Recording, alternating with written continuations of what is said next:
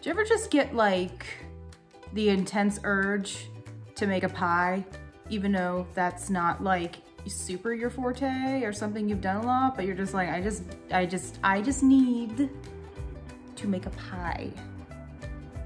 You're probably thinking, well, yeah, what kind of pie? And I will tell you, we're gonna make a strawberry rhubarb pie because it's hard to bake in the summertime, you guys. It's like,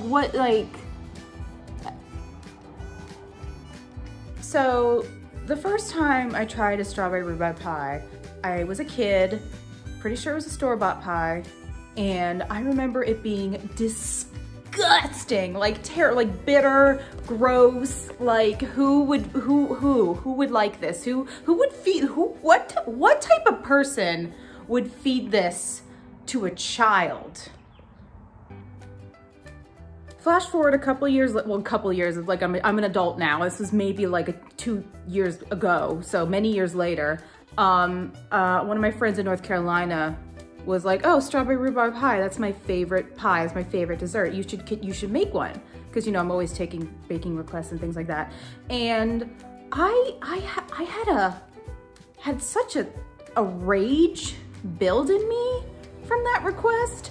I didn't know that was in my body, that amount of hatred for a pie. Had such a visceral reaction to it and really avoided. I was like, I don't want anything to do with this disgusting dessert. Don't, how dare you ask me to make that? How dare you? I don't think I said it like that. I think I probably, you know what, maybe, I don't know. I'm kind of an asshole sometimes. Maybe I did say it like that. I don't know. Erin, if I was mean to you about the pie, I'm sorry. Anyway, at one point, I caved and I was like, you know what? It's been years since I've tried this pie. You know what? Maybe I'm gonna try making it. I'm gonna try making it and see how it turns out. So I made the pie. It was actually really good. It was actually really good. It was actually probably one of the best things I've ever baked, ever eaten. I loved it. So I was like, what was going on with that pie I ate when I was a kid? Like maybe my palate changed now that I'm an adult. I don't know, but that's my story about strawberry rhubarb pie, and that's what we're making today. Also, I brought up to my dad, like I was gonna make a strawberry rhubarb pie, and he was like, I hate strawberry rhubarb pie. Never liked it when I was a kid, and I'm thinking, maybe that's part of my problem. Maybe it was hereditary. So, other goal here is to change my dad's mind about strawberry rhubarb pie. And, oh, I'm also making this to welcome my grandparents back from Florida. They've been in Florida since October and are coming back this weekend. So I'm very excited, very happy to see them. So, you know, making them a pie. Let's get started. Okay, the first thing we're gonna do is make our pie crust. This is not the pie crust recipe I used the last time I made this because I forgot to check my recipe before grocery shopping and I didn't realize I needed shortening and I didn't get shortening. So I had to find a recipe that just used butter. So anyway, for this recipe, you're gonna need flour, salt, chilled butter, and ice water, and a food processor if you have it. If not, use your hands, use God's food processor. I don't know. Okay, let's get going. Okay, first thing you're gonna do is you're gonna take your chilled butter cubed. Like I know, okay, it's messy. I'm not here to be aesthetically pleasing. I'm here to be real with you guys. I go on baking blogs and it's like, oh, these perfect little cut. That's not real. That's not real life. It's not. So you're gonna take your cubed chilled butter and your flour and your salt, and you're gonna pulse it in your food processor for about 15 to 20 pulses until it starts to resemble coarse sand, and you can have some little pea-sized chunks of butter in there as well. It's totally fine.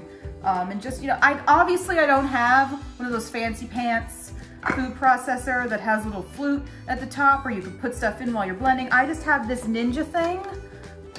So, you know, we work with what we got. So let's get going. I'm beginning to think this might not be big enough, but let's just see. Here's hope. I might have messed up. Duh. Got the flour and butter in there, putting in the salt. It's a teaspoon of salt, it's going in. Let's start pulsing. I forgot to count it first, so I think it's 20, let's look.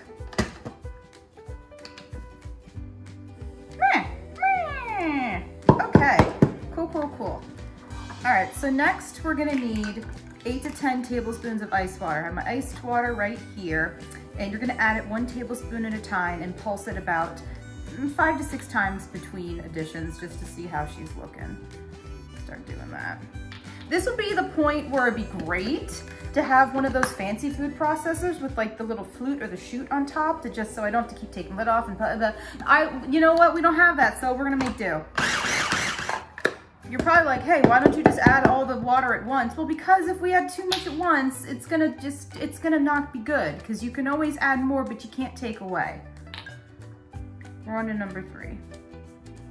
All right, that's 8. That's looking about good. I don't want to add any more than that. It's pretty wet. It's actually very wet. I actually might have added too much. You know what? No, it's fine. It's fine. It's fine.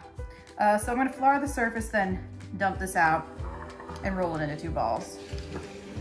Hold, please. All right. Oh boy, we're dumping her out. Oh boy, okay. So we have it dumped out into our floured surface. We're gonna roll it up into a ball. All right, we got a pretty good dough ball here. You don't wanna work it too much with your hands because you're gonna melt the butter, make it sticky and things like that, but you know, we're gonna chill it anyway. But, all right, so now I'm gonna cut this in half. Gonna flatten this into 2 discs. All right, we're gonna wrap these in saran wrap and we're gonna chill them while we work on the filling. See, they're wrapped, they're going in the fridge. Hey, so if you guys don't know what rhubarb is or looks like, it's this. It looks like pink celery. And I don't know if it's a fruit or a vegetable. I could look it up, but once again, I didn't. Okay, fine. I looked it up. I got curious. I get curious. And you know what? Didn't help me at all. I'm on my computer right now. I read exactly what it says. It says, rhubarb is technically a vegetable, but is legally considered a fruit. Also, the stalks are the only edible part of the plant. In fact, the leaves of rhubarb are poisonous. There you go. Hope you enjoyed that little factoid. Back to pie making. Okay, so now we're gonna move on to our filling, and here's what you're gonna need for that. 3 cups of sliced rhubarb. This was about 3 long stalks. 2½ cups of strawberries. This was about 1 pound of strawberries. 1/3 cup of granulated sugar.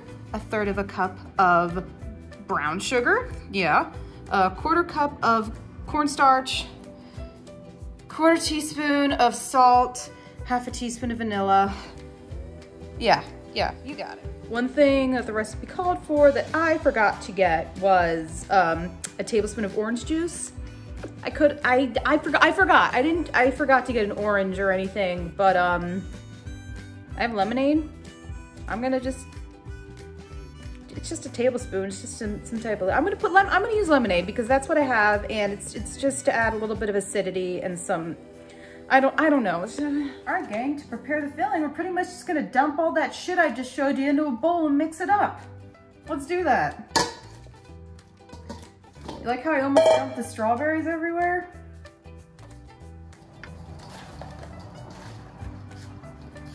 All right, that's looking pretty good and mixed up. So I'm going to set this aside and work on preparing my pie crust.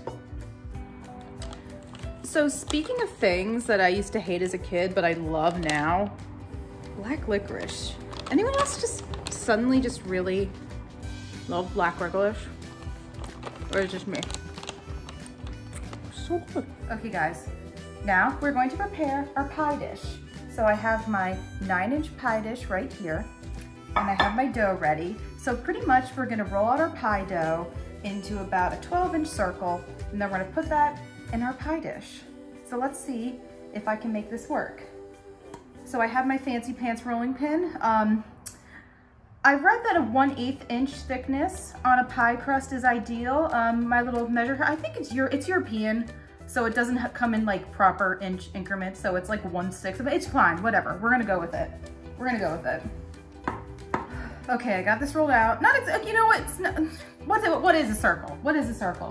Let's see if I can get this in our pie dish. Ay, ay, ay, okay.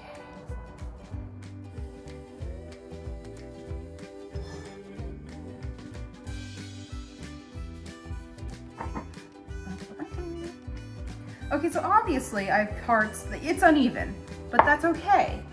We're gonna patch it because, you know, I see all these fancy pie crusts on Instagram and I'm like, who has time? I don't have time. I have to cut the grass today.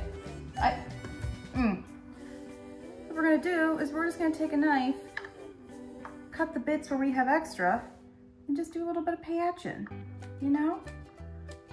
A little bit of patching. Would you look at that? So even like the recipe I was using, the pictures had a very rustic, like homemade looking pie. And you know what? That's what, I don't make a lot of pies, you guys. Maybe one day I'll be super baller at making nice, pretty looking pie crusts. But today is not that day. All right, we have our pie crust ready to go. I'm gonna dump our filling in. So with your filling, it's been sitting for a minute. You're probably gonna notice you have a lot of liquid in there. You don't wanna get all that extra liquid in there because you don't want a soggy bottom on your pie crust. So I'm just gonna give another extra little stir and I'm gonna dump everything in. Actually, I'm gonna spoon it in with a slotted spoon to be careful I'm not getting too much liquid. Slotted spoon.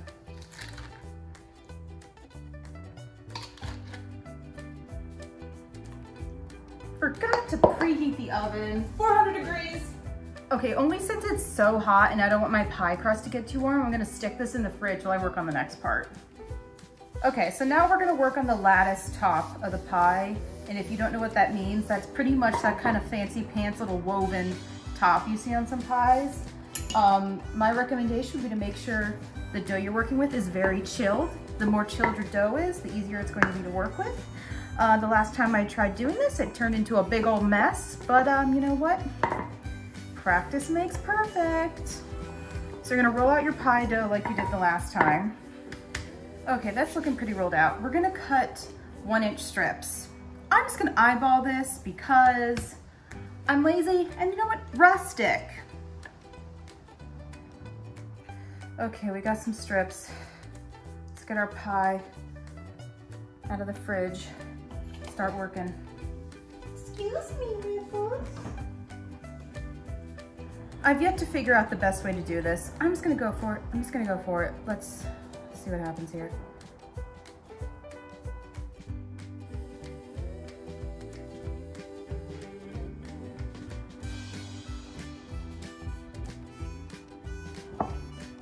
Not too bad. I wish I could have done more strips, but there we go. Okay. Not too bad. I wish I could have, wait, something's wrong. What's going on? Wait, no, that's right. Anyway, I wish I could have done more strips, but you know what? I didn't have enough. And you know, this looks cute. This looks cute. So let's finish her off, trimming her down, just pressing her into our pea. Look at how beautiful that is. It's so cute. It's so homemade looking. Look. So I messed this up last time I made the pie, and I think in my memory I thought this was, oh, this is a great way to do it, but it's not. Okay, so you have 2 tablespoons of unsalted butter cut into small pieces. You're supposed to sprinkle this on top before doing the lattice work, but I forgot to do that. So we're just gonna kind of tuck it in between where we can, because we all make mistakes sometimes, huh? All right, so now we have all the butter in because I messed up. We're gonna give it an egg wash, you know, just an egg, a little bit of milk, whisked together. We're gonna brush that on top. No, be gentle with your lattice. worked so hard on it. And then the butter, oh God, why? Ugh, why do I do this to myself, you guys? Why? All right. I gotta get this in the oven before the heat starts to melt the butter. This is gonna go for 400 degrees for a half hour. Check it after 20 to make sure the top's not getting too brown. And we're done. Look at how beautiful that looks. She's golden, she's bubbling a bit. Looks perfect. And we're done. So, hope you enjoyed this video. Maybe next time I make a pie, I'll try to make the crust a little prettier, but you know what? It looks rustic. It looks rustic, it looks cute, it looks homemade. It's what you'd find at like a farmer's market. Then you know, it's rustic. Always, yeah. All right, bye.